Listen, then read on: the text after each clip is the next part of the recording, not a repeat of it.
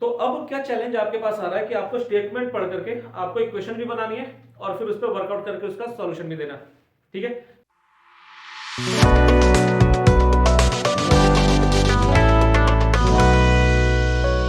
कैसे हो मेरे प्यारे बच्चों। तो चलो आज मैं फिर आ गया हूं अपनी अगली वीडियो लेकर के। क्लास 10 का क्वेश्चन डिस्कशन करने वाले हैं, चैप्टर नंबर 3 के एक्सरसाइज 3.1 का क्वेश्चन नंबर 5।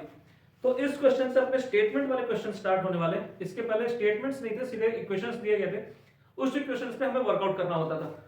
तो अब क्या चैलेंज आपके पास आ रहा है कि आपको स्टेटमेंट पढ़ करके आपको इक्वेशन भी बनानी है और फिर उस पर वर्कआउट करके उसका सॉल्यूशन भी देना।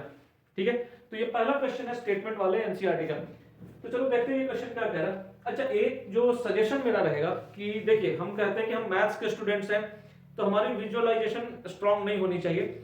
विजुअलाइजेशन तो आर्ट्स के लोगों का अच्छा होना चाहिए, नहीं, विजुअलाइजेशन साइंस के स्टूडेंट्स की जितनी अच्छी रहेगी, क्वेश्चन उतने अच्छे से समझ में आएगी और उतने इजीली आप उसका सॉल्यूशन निकाल पाएंगे। तो मैं एक जो चीज हमेशा बताऊंगा कि आप जितने भी ज्योमेट्री वाले क्वेश्चंस हैं, ज्योमेट्री के जितने भी क्वेश्चंस हैं, आप उन क्वेश्चंस को हमेशा डायग्राम बना करके ही सॉल्व कीजिए। गलती होने के चांसेस आप मिनिमाइज कर लोगे इस तरीके से। तो सबसे पहले ये क्वेश्चन पढ़ने के बाद हम डायग्राम बनाएंगे, उसके बाद आगे का काम स्टार्ट करेंगे। तो क्वेश्चन क्या कहता है, half the perimeter of A rectangular garden. एक रेक्टेंगुलर गार्डन है, तो लेट्स सपोज चलो एक गार्डन ड्रॉ करते हैं। इस तरीके का कोई रेक्टेंगुलर गार्डन है, where length is L and breadth is B। ये हमने कंसीडर कर लिया। half its perimeter of a rectangular garden whose length is 4 meter more than its width। Okay, तो लेंथ कितनी है, it is 4 metre more than its width। तो हम क्या लिखेंगे, L is equal to B plus 4। width से 4 metre बड़ा कर देने पर मुझे लेंथ मिल जा रही। ठीक है, and its half of the perimeter is 36 metre. 36 metre इसका पेरीमीटर है, हाफ पेरीमीटर है। तो चलो देखते हैं। चूंकि ये लीनियर इक्वेशन, देखो ये जो क्वेश्चन है linear equation in one variable से भी बन जाएगी, ये question linear equation in two variable से भी बन जाएगी। मैं दोनों तरीके आपको बतला देता हूं कि linear equation in one variable से कैसे बनेगी and linear equation in two variable से कैसे बनेगी। तो इस बोर्ड को दो टुकड़े में बांटते हैं, एक तरफ में वन वेरिएबल से बनाऊंगा और दूसरी तरफ में मैं टू वेरिएबल से बनाऊंगा। ठीक है, हियर इज सॉल्यूशन 1। तो late breadth is equal to B, so length is equal to 4 more than its breadth, so B plus 4। तो half of perimeter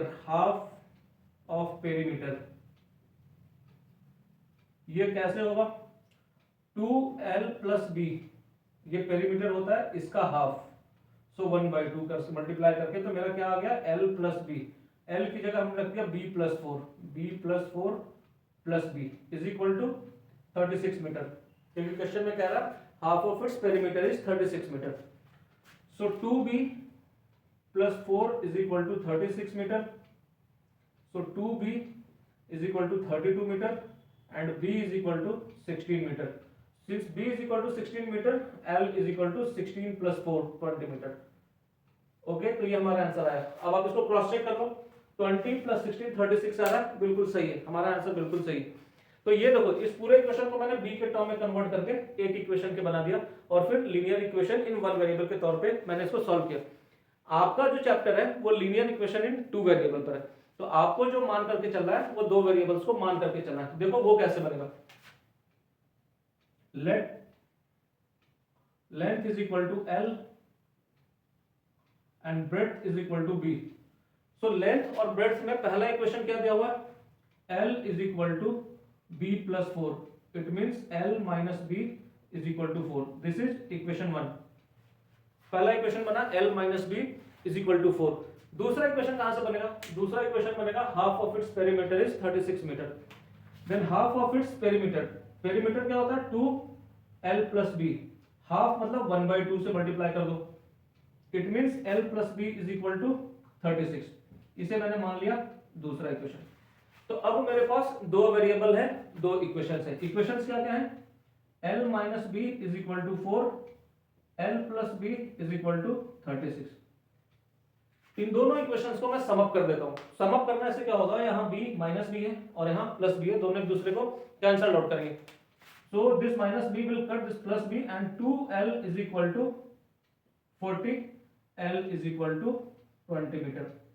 ठीक है, डन। यहाँ भी L is equal to 20 metre आ रहा, यहाँ भी L is equal to 20 metre आ रहा। मैं दोनों में से कोई भी तरीका लूं, मेरा आंसर सेम आने वाला है। तो L की वैल्यू 20 मीटर आ गई, एक आंसर मेरा निकल गया। अब L की वैल्यू मैं किसी भी इक्वेशन में पुट कर दूं, या तो इस इक्वेशन में पुट कर दूं या तो इस इक्वेशन में। तो फर्स्ट इक्वेशन क्या कहता है, L minus B is equal to 4। L की वैल्यू मैंने 20 पुट करी, 20 minus B is equal to 4। यहां से मैं कैलकुलेट करूंगा तो b इज इक्वल टू 16 आ जाएगा मेरा। तो यहां कॉम्बिनेशन क्या बना, ब्रेड 16 मीटर लेंथ 20 मीटर। यहां कॉम्बिनेशन क्या बना, ब्रेड 16 मीटर लेंथ 20 मीटर। तो इन दोनों तरीकों में से आप किसी भी तरीके को लीजिए, आंसर इज इक्वली गुड और बिल्कुल एक्यूरेट आंसर आएगा, बिल्कुल सही आंसर आएगा। मार्क्स कटने के किसी में कोई चांस नहीं। ठीक है, तो ये आपकी मर्जी है कि आप इन दोनों तरीके में से कौन सा तरीका लेते हैं। तो चलिए अगली वीडियोस पे चलेंगे। नेक्स्ट वीडियो जो मेरी होगी वो होगी आपके क्वेश्चन नंबर 6 की। आप ट्यून रहिए हमारे साथ ताकि आपको हर रोज की नई नई वीडियोस मिलती रहे और आप हर रोज कुछ ना कुछ लर्निंग कर सके। ठीक है, तो अगर आपने अभी तक चैनल को सब्सक्राइब नहीं किया है तो प्लीज चैनल को सब्सक्राइब कर लीजिए और बेल आइकन को प्रेस कीजिए ताकि आपको नोटिफिकेशन मिलती रहे और आप दूसरे लोगों से पीछे न रहें वीडियोस देखने में। Thank you, have a good day.